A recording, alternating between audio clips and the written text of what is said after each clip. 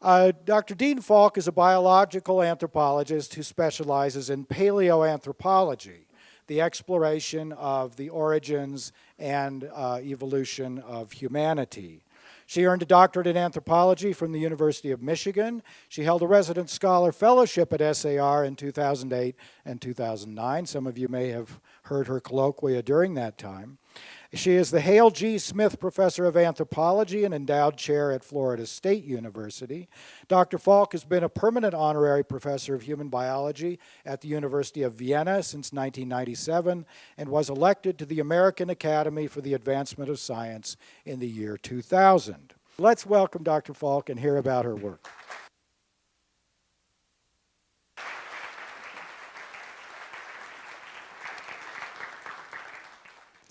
Thank you, James, for that very nice introduction. It's really gratifying to see so many people out and interested in paleoanthropology. I spoke here some years ago about a discovery called Homofloresiensis, otherwise known as Hobbits. And one of our colleagues at SAR, somebody who's very active on the board, told me that during the middle of the talk, a father got up with his two children and they left, and she heard the children saying to the father, "But Dad, you said this was about hobbits." So, fair warning, I'm so happy to see some young people here. And I will be talking about Hobbit, but maybe not the kind of Hobbit you would like to hear about. So you could leave now if you had that in mind. I want to talk about two revolutions in paleoanthropology, and then I'm hoping to have a little bit of time to talk about a third one that I haven't written about, but it's just getting underway, and it ties to the first two. The formal study of evolution, as everybody knows, began with Charles Darwin in 1859 when he wrote The Origins. What is not as well known is that he didn't touch the subject of human evolution in that book. He was wary about that because of the times and because of religious fundamentalism. However, 12 years later, in 1871, he wrote The Descent of Man and tackled human evolution. And he said that humans are like other animals. They were subject to natural selection. And furthermore, I, Charles Darwin, believe that our closest relatives are great apes, and in particular, great apes that lived in Africa. And I think eventually we will find fossils in Africa that are intermediary between apes and humans. And here is one such fossil that has since been found. And he was right. And today we have a paradigm that was revolutionary then, but it's not now. And this is really where the field's at, and it's non-controversial. And so this is the background within which I want to ground tonight's talk. We know today, or there's loads of evidence, which suggests that living people and living chimpanzees share a common ancestor that lived between 5 and 7 million years ago. And there have been many, many fossils found in Africa and elsewhere which show that. Lucy, for instance, you've heard of. She's at about 3.2 million years. And there's also comparative genetic evidence from the genes of monkeys, apes, and humans, which have allowed evolutionary biologists to time these events. And so they're the ones that help put the date on this. So this is a general paradigm, and people sometimes say, oh, evolutionists, they say chimpanzees are our ancestors, but that's not it at all. What they say is they're our cousins. We're not descended from chimps. We share a common ancestor with them. However, just because chimps and humans are cousins is no reason for anyone to be embarrassed.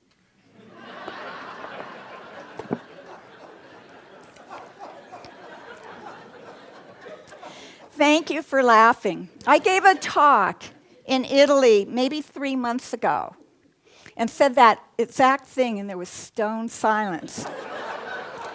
And I am still trying to figure out why. So I put this in tonight as an experiment. In terms of the African origins, though we accept it now, it took a while to get to that revolutionary idea and confirmation of it. For one thing, in 1891, fossils were found in Java, in Indonesia, which are Homo erectus fossils, and at that time it was thought that our ancestors came from Asia. Another group of paleoanthropologists had a different idea that developed in 1912, and this is the Piltdown Committee. This is John Cook's portrait of them. And they are looking at a skull here of so-called Piltdown man. This is Charles Dawson, whom I'll speak about in a moment. This is Elliot Grafton Smith. Piltdown was announced at the Geological Society in London on 1912 as a discovery of the true ancestor of human beings from England. And the British establishment loved it. They said, the earliest ancestor was a British gentleman, not somebody from Asia like that Pithecanthropus, that Homo erectus, and certainly not from Africa. What they didn't realize at the time was that this was a complete forgery.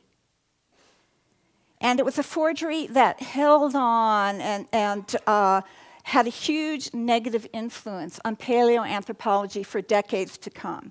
Here's the Piltdown skull. The white parts were missing.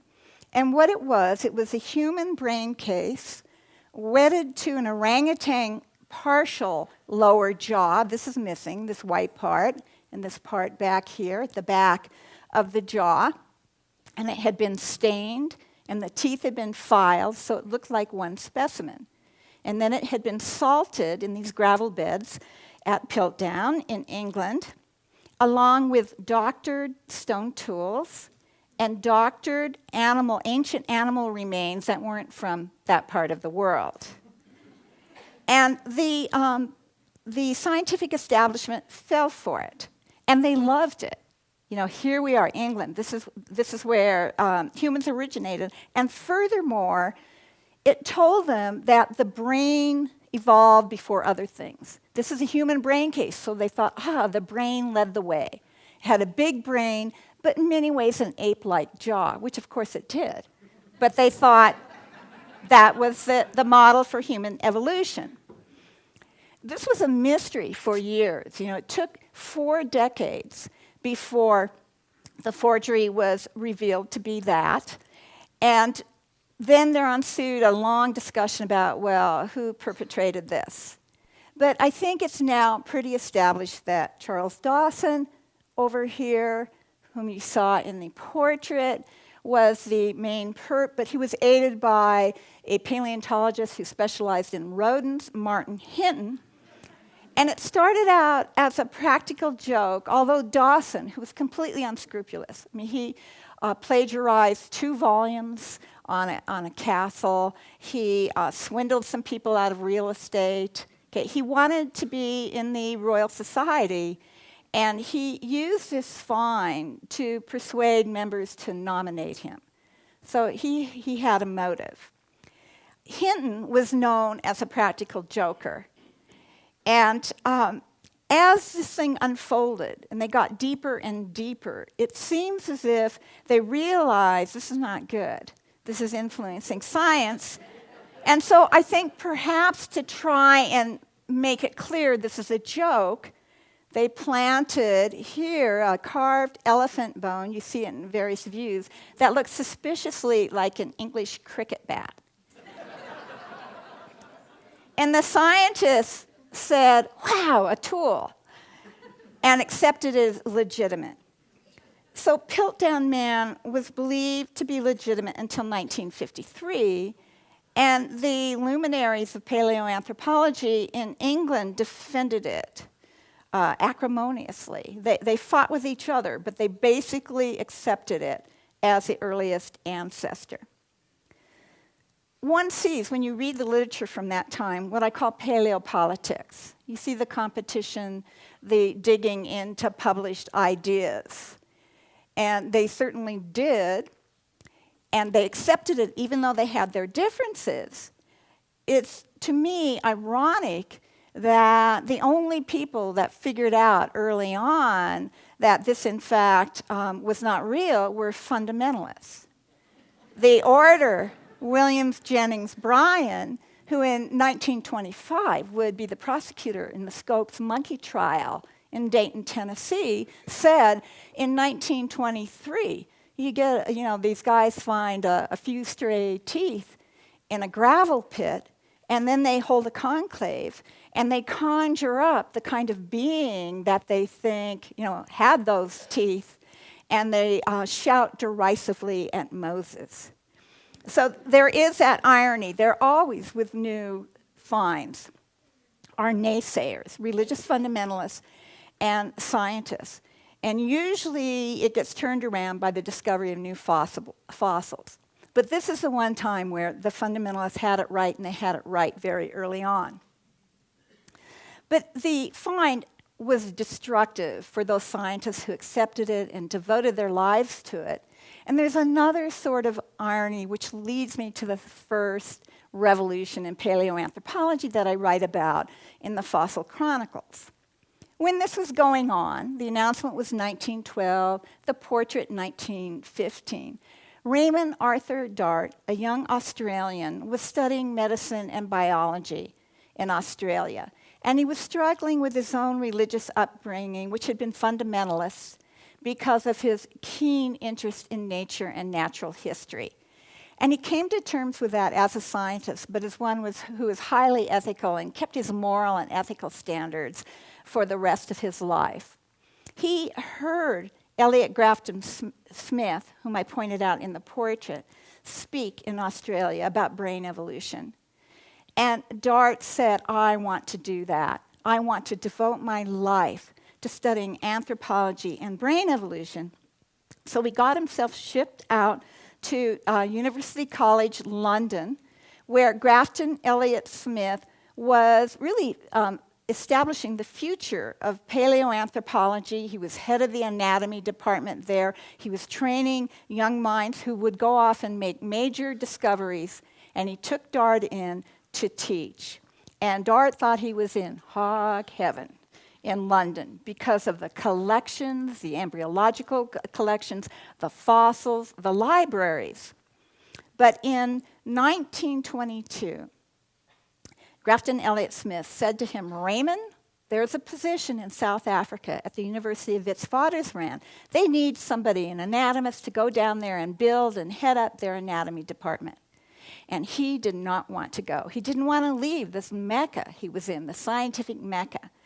So he tried not to. He tried very hard not to, but ended up being sort of guilt-tripped, it's your duty, into going to South Africa. So he set sail with his wife in 1922, near Christmas, and went to Johannesburg, South Africa, and things were just as bad as he feared.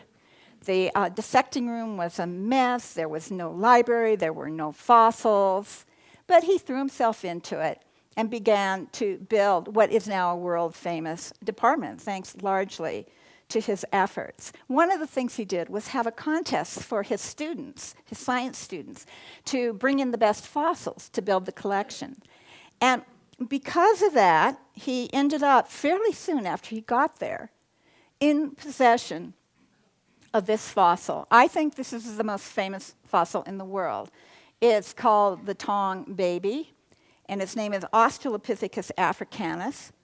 And Dart spent a couple of months with his wife knitting needles, freeing the fossils. It was in 2 hunks of breccia, freeing it and cleaning it off. The lower jaw was still glued to the top jaw.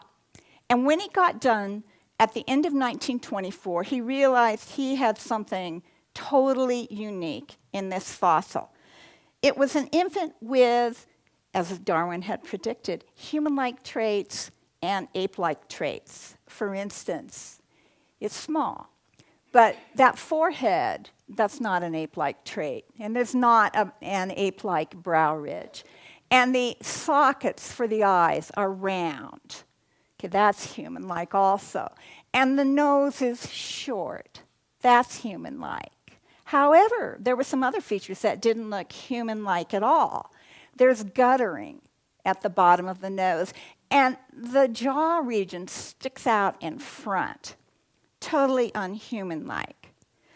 Dart knew that the brain, which was ape-like in size, he knew that was an ape-like feature, but he thought he detected a feature on the brain, which he could tell about from this part back here.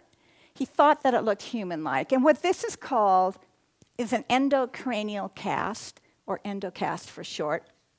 And what happened was when the infant died, its skull filled up with fine-line sediment that over the years fossilized the skull back here, disintegrated, leaving this endocranial cast, which reproduced the shape of the brain and features of the cerebral cortex that had been imprinted in the brain cast.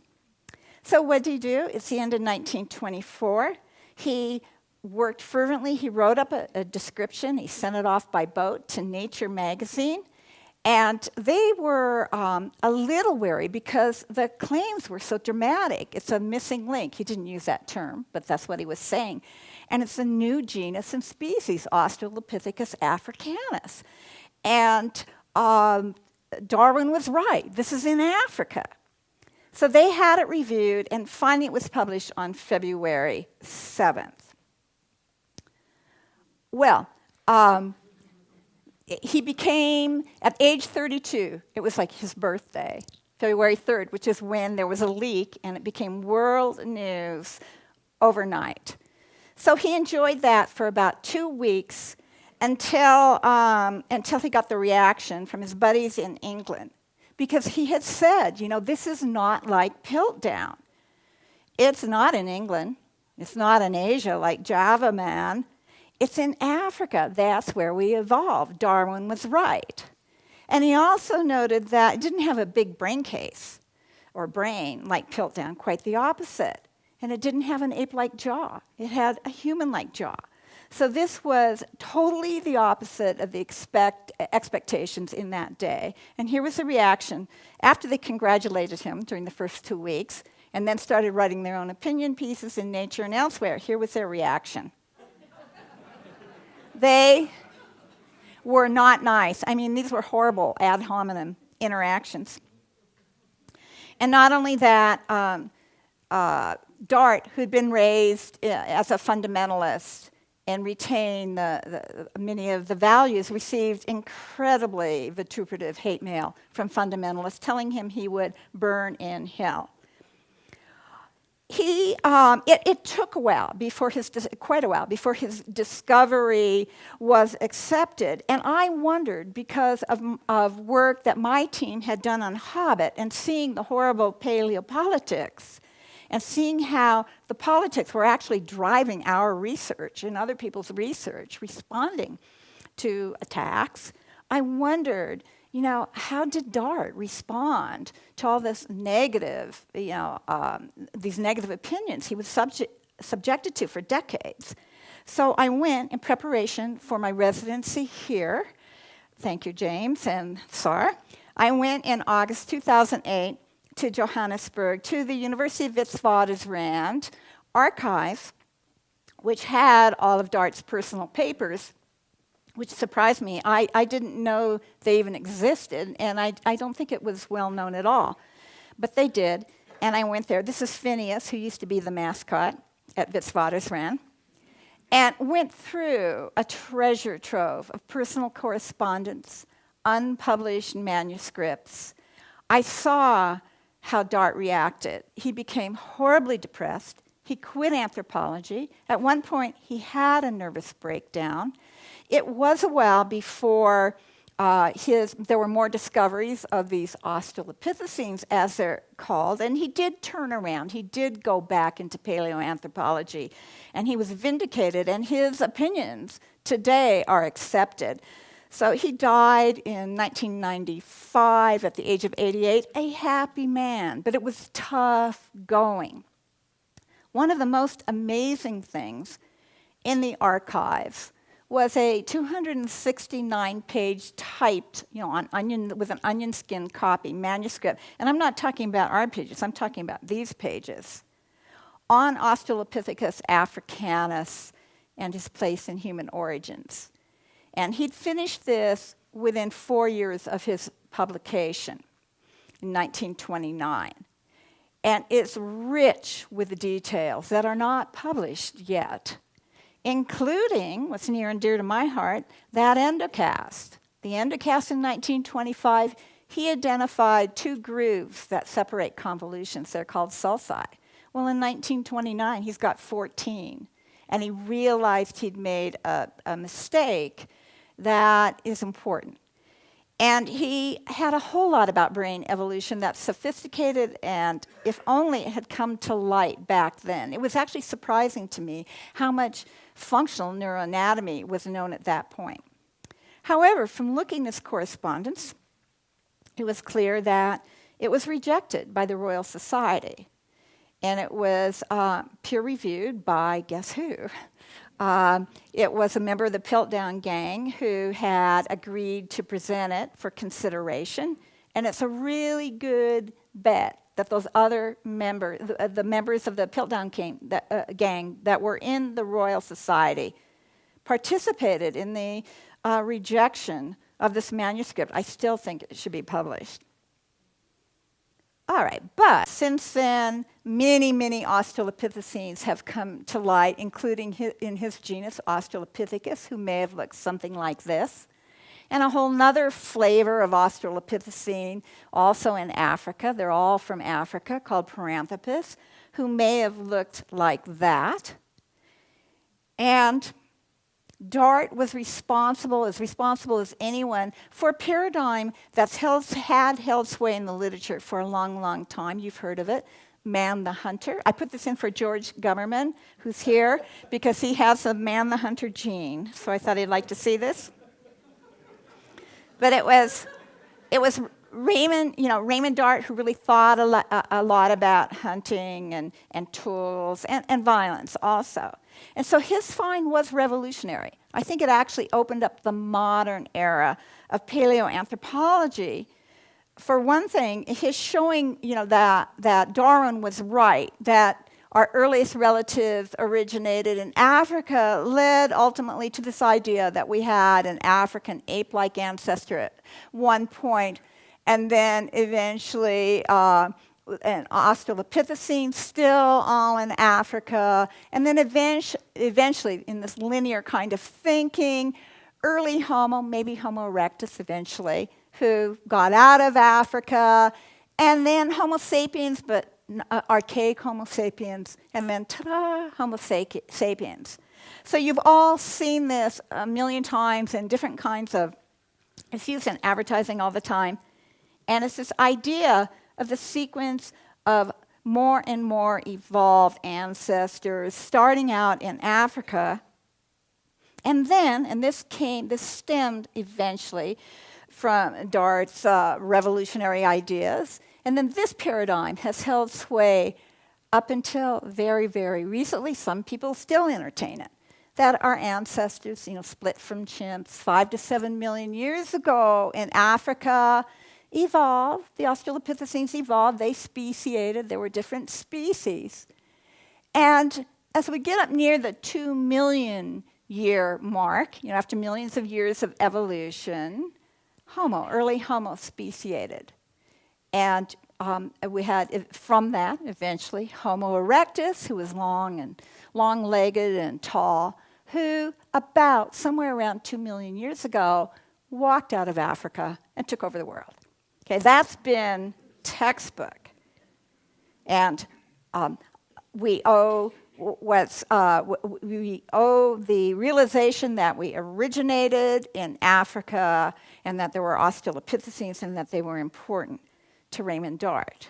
I want to move to the second revolution because that's being modified now due to this other discovery. Is this okay, guys?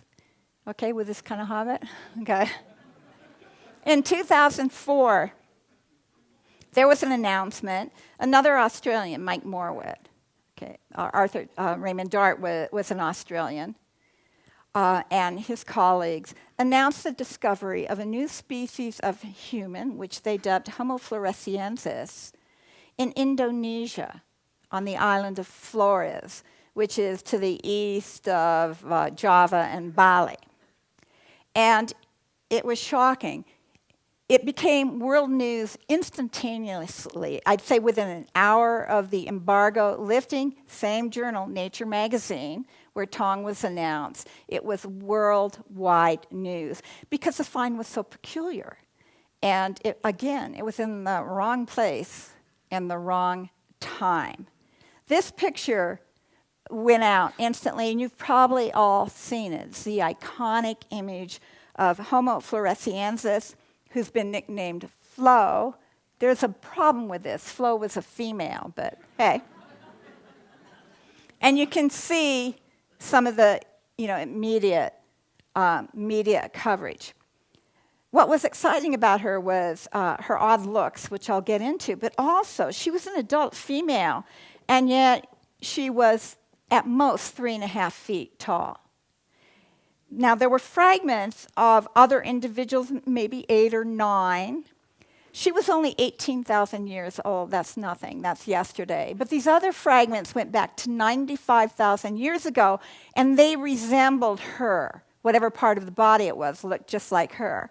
She was a big one, 3.5 feet tall.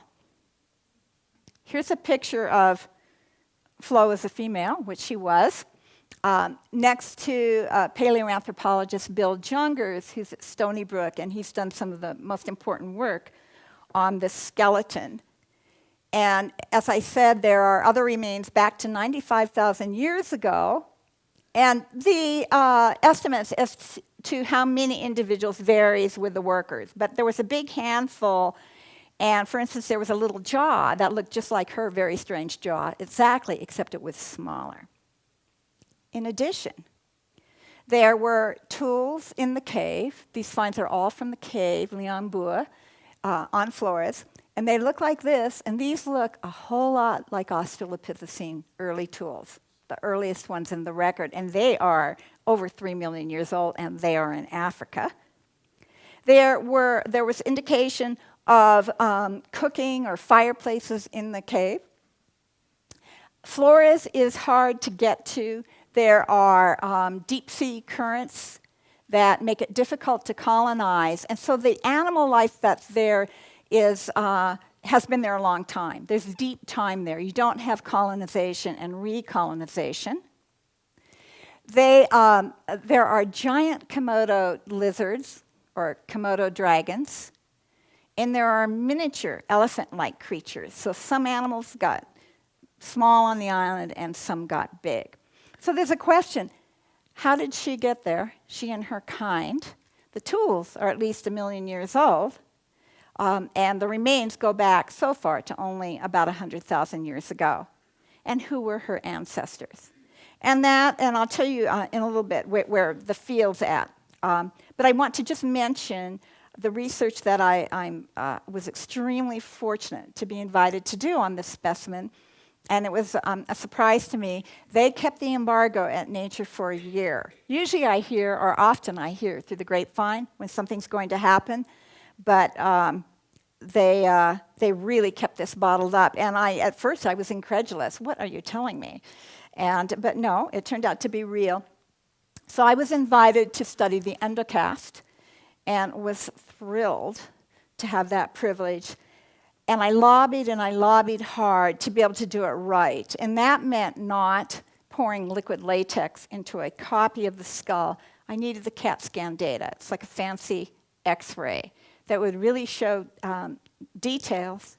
Mike Morwood, the discoverer, was persuaded to send raw CAT scan data to my dear colleagues at Mallinckrodt Institute of Radiology in St. Louis. And this is Fred Pryor. It's his electronic radiology lab where we did the work. This is Kirk Smith, a crackerjack engineer, and my buddy Charles, aka Scooter Hildeboat. So we took this on and described the Endcast, and I'm going to show you a marvel of engineering. This was rendered by two engineers working independently to check on them.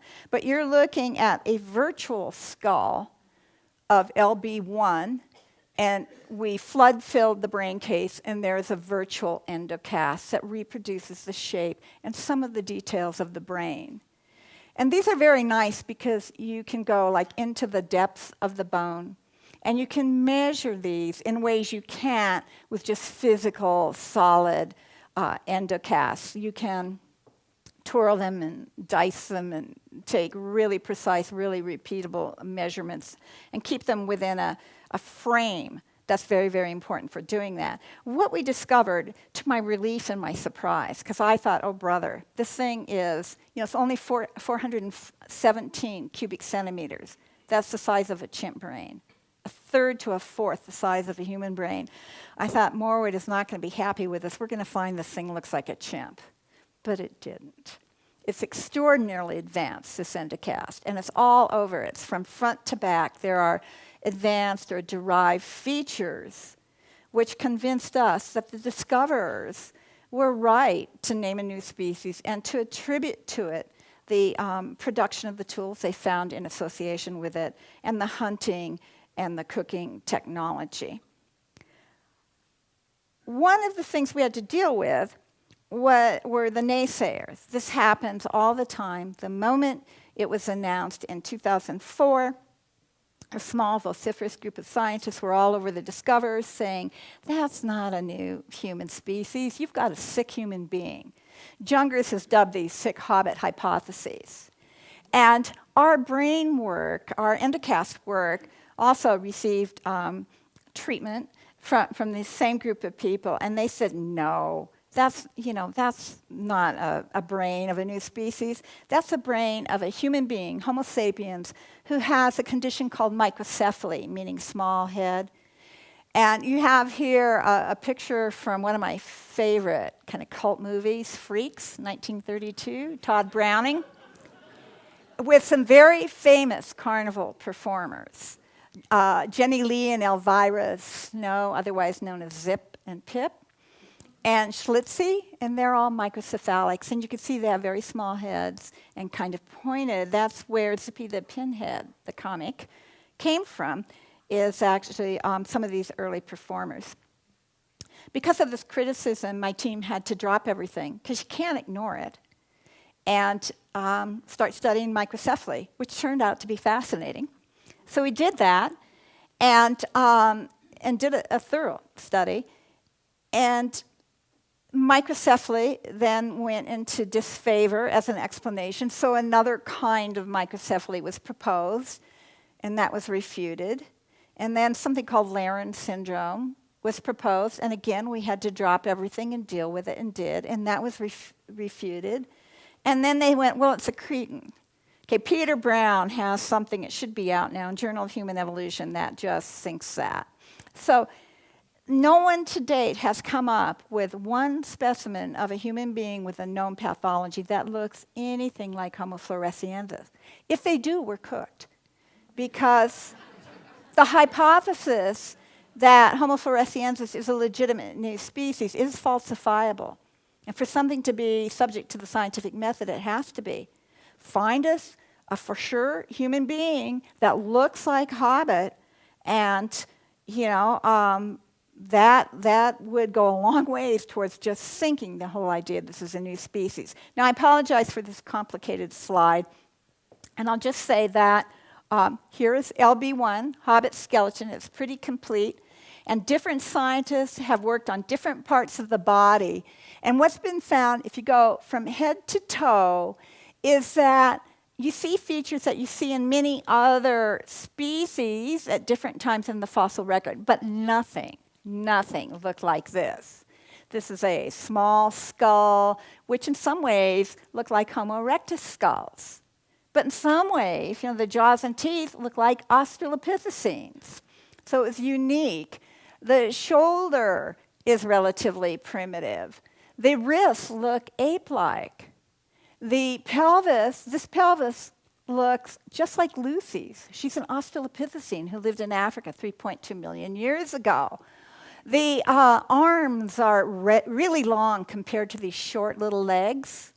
And to me, the most curious feature is, this is a biped. And this individual walked on two legs, but the toe was kind of short and the other toe, the big toe was short and the other toes were long. But to me, the most extraordinary feature is that this foot length is the length from the knee to the ankle. Think about it. If you had feet that were that long. Well, Homofloresiensis did. So this is something unique. It looks from the tools that its ancestors got to Flores over 1 million years ago, and then it did its own thing. It evolved in its own direction. Okay, people are continuing to work on it. The discussion now is, were its ancestors big or little because of things that happen on islands?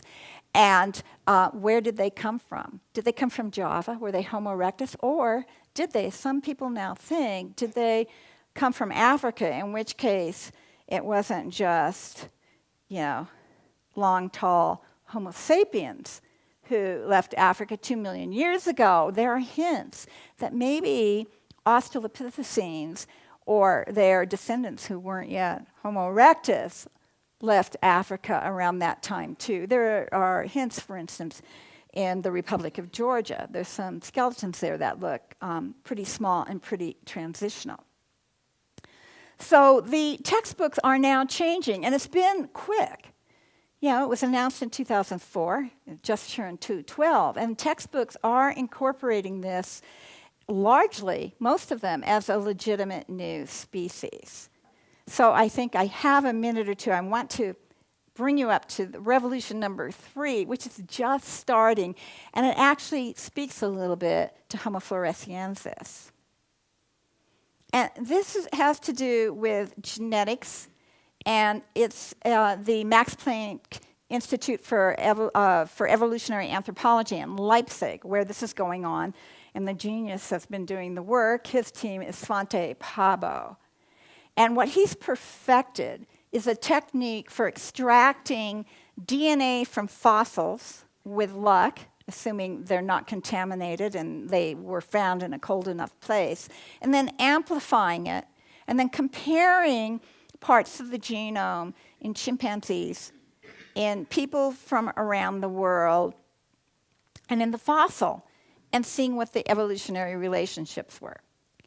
They had, I think in Leipzig, they actually had a bias. I've thought that for some years, where they were, like much of the field, biased against poor old Neanderthals, who, they weren't our ancestors. That's a whole nother story. And they initially published that that's what their genetic studies told them. However, the big one, the genome, came out fairly recently in 2010. And they went, hold it. We see now that in living Europeans and living Asians, that 2 to 4% of their genes seem to have been inherited from Neanderthals. So they had to do some backtracking, and boy, did they were meticulous in their analyses, meticulous. So this, some people love it because there have been debates about out of Africa and whether or not Neanderthals had anything to do with our genome, and this suggests that they did indeed. Also, they were able to identify in living people parts of the genome that had evolved compared to Neanderthals, since they split some hundreds of thousands of years ago. There's a handful of genes. And those genes, some of them, they know the function. Some of them relate to skeletal development.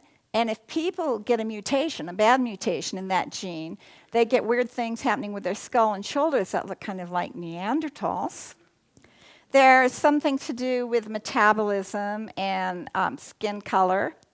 And then, interestingly, some of the genes, if you get mutations in them in contemporary people, suggests that cognitive things were under intense selection pretty recently since the split with Neanderthals, because they're associated with things like schizophrenia and autism.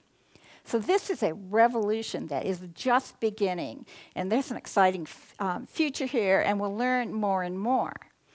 And the same team, about half a year later in 2010, took a little pinky bone from a girl from a cave in Siberia and studied it the same way. And here's the name. It looks like Denisovans, right? But according to the New York Times, it's Denisovans is how we pronounce that. And what they found was that in the Denisovans, that 4 to 6% of the genes from people that live in Melanesia are from Denisovans, and they have the Neanderthal genes too. But they don't see the two as that related to each other. They are the Denisovans and Neanderthals are somewhat related. So what this suggests is, if you look at this, is that what the new genetic studies are showing, and what Hobbit helped to show, is that the idea of the linear sequence of hominids, one evolving into another, is oversimplified. In fact, hominid evolution, if we go back to about 40,000 years, was bushy, wasn't linear. When Hobbit was discovered, it was like, hey, there shouldn't be anyone other than Homo sapiens alive on the planet then. But look, at that point, you have people all over the old world. You have Denisovans, you have Neanderthals, and you have Homofloresiensis. And this truly is a revolution that's just getting going in paleoanthropology, and it's the genetics, that future genetic studies that are going to give us insights that we probably can't even imagine at this point. And I want to show you a little cartoon that sums this up. This is Christmas, a time for family. It says up there. And we've got over here Floresiensis, Neanderthal. Meet another long-lost cousin, our father, never mentioned in the family history. Denisova hominid? Please call me Dooney. And then the Neanderthal says, don't get Flo started on what never made it into the family history. So that's where the field is. But also, I have one other slide, which is not only, I'm so happy that there's such a good turnout tonight and that people are interested in paleoanthropology and these revolutions. But I'm delighted that these genetic studies are revolutionizing not only the field, but also advertising. One of the things that came out of them was that Neanderthals were probably red-haired, go figure, and light-skinned with freckles. And so it's affected, it's revolutionizing advertising. I don't know if you notice, only his hairdresser knows, but the Geico caveman suddenly has red hair, and I'd like to think it's because all those advertising folks are sitting around reading Nature and Science. Thank you so much for your attention. I want to add to James's acknowledgments for this evening, for the support. But first of all, I want to acknowledge so much SAR for their support. I am thrilled to be associated with them. And I hope, James, you're right. I hope it goes on for a long, long time. And our sponsors, again, he mentioned them, but you can never mention them too often. Betty and Luke Fortman, the William H. Donner Foundation, and the Donner Fund of the Pikes Peak Community Foundation. Also, other supporters of SAR, the Lannan Foundation, and the Thornburg Investment Management. And I also want to acknowledge National Geographic's support of our research on Homofloresiensis. Thank you.